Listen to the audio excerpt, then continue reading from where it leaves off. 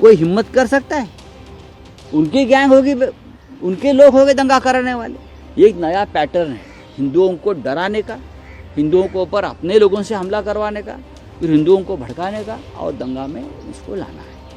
ये जो चल रहा है औरंगजेब के नाम से एक भय और डर पैदा कर रहे हैं, ये महाराष्ट्र को और देश को ख़त्म करने जा रहे हैं। अगर देवेंद्र जी फडणवीस में दम है तो जो दंगेखोर है ना, उनको मखौका लगाइए।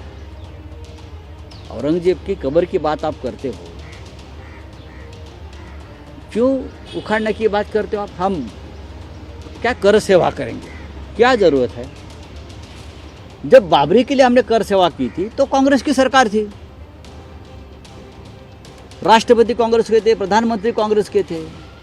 अब तो आपकी सरकार है ना महाराष्ट्र में और दिल्ली में, तो कर सेवा की ज़रूरत क्या है? जाओ मोदी जी के पास, एक ऑर्डर आदेश निकालो और CPWD के लोग जो है, केंद्रीय लोक निर्माण जो कहते हैं ना, CPWD PWD, उनके लोगों को बोलो जाओ तोड़ो, हिम्मत है तो आप तोड़ो ना। आप क्यों जाते हो? आप इतनी मशक्क़त को क्यों कर रहे हो भाई? मोदी जी को कहिए, नड्डा जी को कहिए, देवेंद्र जी को कहिए, सरकार आपकी है, RSS की है, विश्व हिंदू परिषद की है, बजरंग दल वालों की है, तो ये दंगे फसाद क्यों करते हो और लोगों को क्यों तकलीफ दे रहे हो? जाइए, 4 लोग जाइए, नरेंद्र मोदी जी, देवेंद्र फडणवीस, अजित पवार, एकनाथ शिंदे, वहाँ जाओ, क्या बोलता है उसको, फावड़ा बिवड़ा लेकर जाइए और जो जिस खबर के बारे में आप दंगे करवा रहे हो ना, आप खुद ही हो, निकाल दो। लोगों को क्यों भड़का रहे हो भाई? आपकी सरकार है। बाला साहब ठाकरे की बात ये लोग कर रहे हैं, औरंगजेब और इसके बाद बाला साहब ठाकरे ने एक ही कहा था, हमारा मतलब, हमारा जो एक ध्येय है वो सिर्फ अयोध्या में राम मंदिर बनाना है, और अगर बाबरी उसकी आड़ आ रही है तो हम बाबरी को हटाएंगे। और हमारा एक ही मस्जिद से झगड़ा है, एक ही कब्र से झगड़ा है, और कोई बात हमारे मन में नहीं है। ये बाला साहब ठाकरे जी ने कहा था, हमारा कोई झगड़ा नहीं, हमारा झगड़ा बाबरी से है, हम बाबरी को हटाएंगे।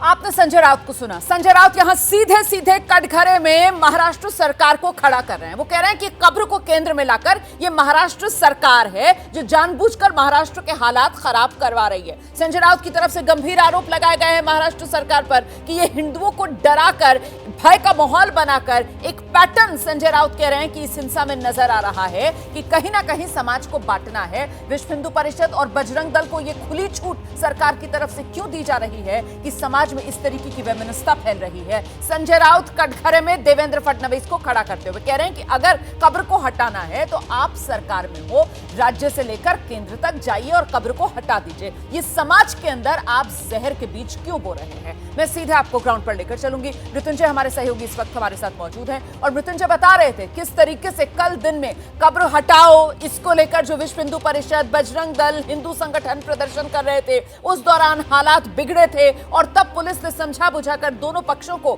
तितर बितर कर दिया था। लेकिन पुलिस, आप बता रहे हैं मृत्युंजय, कि हालात का शायद आकलन सही नहीं कर पाई और उसी का ये नतीजा कि रात होते होते नागपुर सहम उठा। निश्चित तौर पर अगर दोनों समुदाय या दोनों पक्षों के लोग 3 बार अगर आमने सामने आ रहे हैं, 3 बार नारेबाजी हो रही है, संवेदनशील समय चल रहा है, संवेदनशील मुद्दा है और रमज़ान का महीना चल रहा है, तो ऐसे पर पुलिस ने, मुझे लगता है कि असेसमेंट कम किया होगा।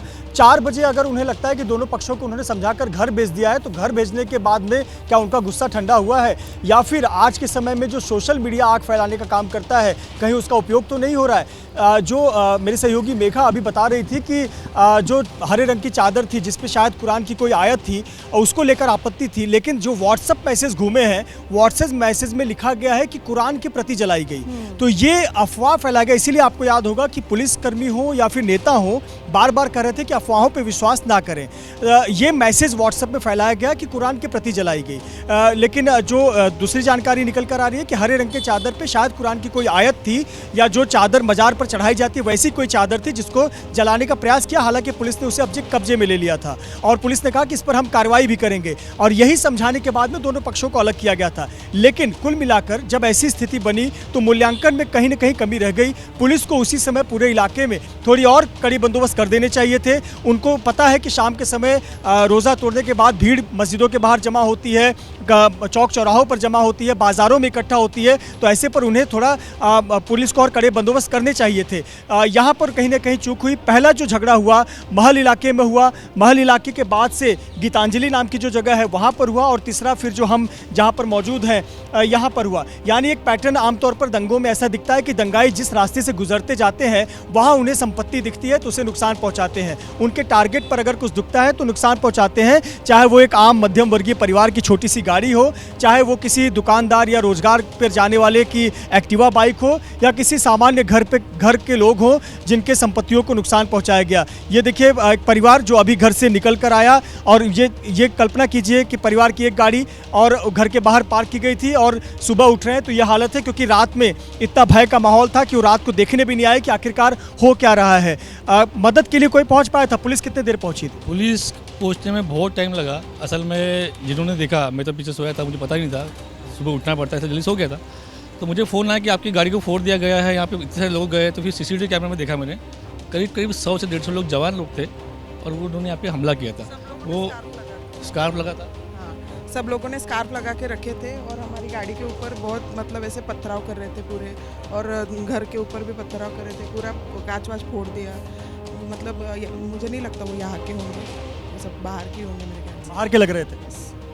रोमाना, एक बात मैंने नोटिस की, मैंने बहुत से लोगों से बात किया, दोनों पक्षों के लोगों से बात किया, वो अधिकतर लोग ये कह रहे थे कि जो चेहरे थे वो यहाँ के स्थानीय तो नहीं लग रहे थे, और प्लानिंग के साथ आए थे, नकाब पहना हुआ था, हाथों में हथियार थे, और सबसे पहले उन्होंने सीसीटीवी फुटेज बहुत जगह का डैमेज किया और फिर संपत्तियों को नुकसान पहुंचाया। तो देखिए, हम जिस गली से गुजर रहे हैं आपको ऐसी तस्वीर आपको देखने को मिल जाएगी। तो कितनी ज्यादा दिनों से जिस तरीके से महाराष्ट्र की राजनीति में ये कब्र के मुद्दे की एंट्री हुई है, उसकी वजह से क्या उनको लगता है कि ये हालात इस तरीके से बिगड़े? जरा ये भी पूछते चलिए मृत्युंजय। बिल्कुल बिल्कुल। एक सवाल है, आपने टीवी अगर आप देखते होंगे, न्यूज़ अखबार पढ़ते होंगे, तो ये औरंगजेब की कब्र हटाओ का एक मुद्दा चल रहा है। इसके पहले बजट सत्र में अबू आज़मी ने कहा कि बड़े अच्छे प्रशासक थे औरंगजेब, एक मुद्दा चल रहा था, आपने न्यूज़ में देखा होगा। आप मानते हैं कि वहाँ से ये पूरे मामले की शुरुआत हुई है? बिल्कुल वही मामला था। और असल में क्या होता है, देश में ये सब चीज़ें नहीं होना चाहिए। कैसा है कि अभी मेरा एरिया बॉर्डर एरिया पड़ता है, ये जो मुस्लिम एरिया साथ में है, हम साथ में रहते हैं सब, और किसी के दिल में किसी के लिए कुछ नहीं रहता है, पर अचानक ये जो भावनाएं भड़काने का जो हिस्सा होता है उसकी वजह से ही ये सब चीज़ें होती है।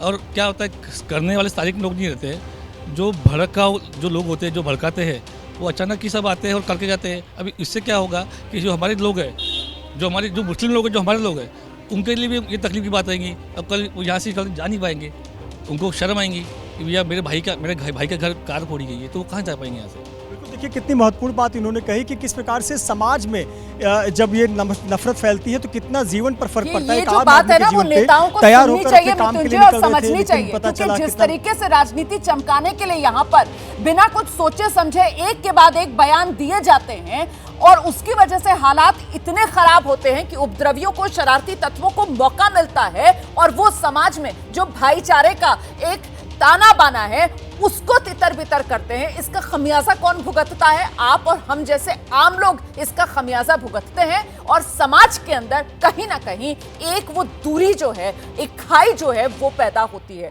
जिससे नुकसान देश का होता है। लेकिन कौन फिक्र करता है देश की? यहाँ सबको सिर्फ और सिर्फ अपनी राजनीति चमकानी है, और इसीलिए किसी भी हद तक जाकर बयानबाजी करनी है। उसी बयानबाजी का ये नतीजा है जो शरारती तत्वों को मौका मिला है। इनको चुनकर सजा दिलाना बहुत जरूरी।